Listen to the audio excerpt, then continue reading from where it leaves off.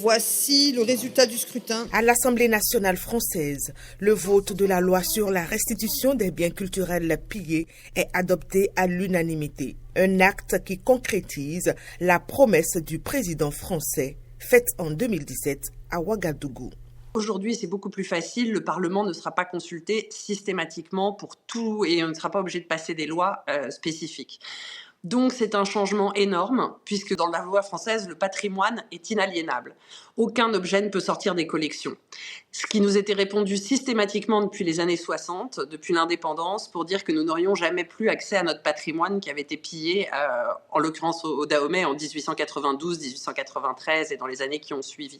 Imaginez la France qui perdrait la majorité ou l'essentiel de ces objets ou de ces restes humains et que tout ça figurerait peut-être par exemple dans les musées américains. Est-ce que vous l'accepteriez? Une satisfaction pour les pays africains, notamment le Bénin. À la suite des 26 trésors royaux qui sont rentrés au pays en 2021, d'autres œuvres demeurent encore dans les musées français, notamment le dieu Gou, dieu des métaux et des forges, et la tablette du Fa, œuvre mythique.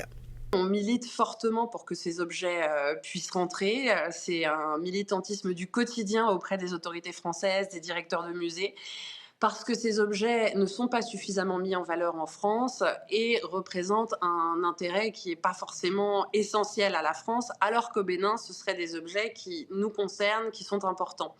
Le dieu Gou, il faut savoir que c'est un objet qui a été superstar en France.